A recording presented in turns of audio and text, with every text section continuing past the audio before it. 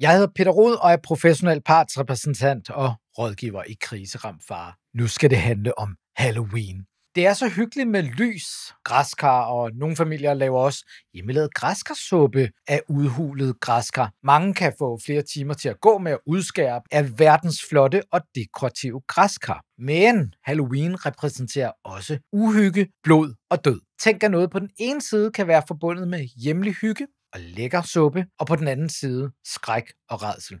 Sådan er det også med psykisk voldelige mennesker. De kan repræsentere noget hyggeligt og familiært.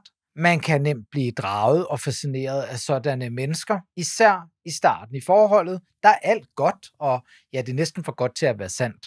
Man er nærmest sat på en pedestal, og alt kan lade sig gøre. Det er som om, at verden ligger åben for en. Mange når at etablere sig, og måske endda få børn med vedkommende, før det rigtigt går op for dem, at der også er en helt anden side og meget uhyggelig side af det menneske, som nærmest repræsenterer død og ødelæggelse.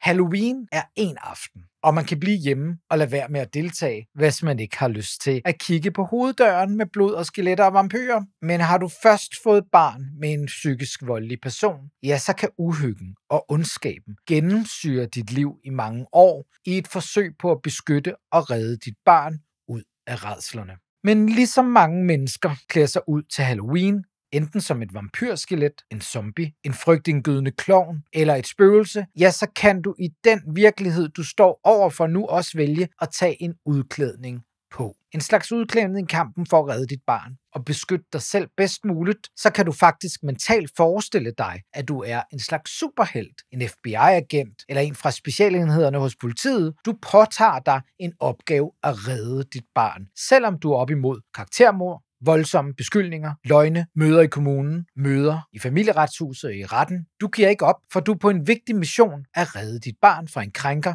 Hvem skal gøre det, hvis du ikke gør det?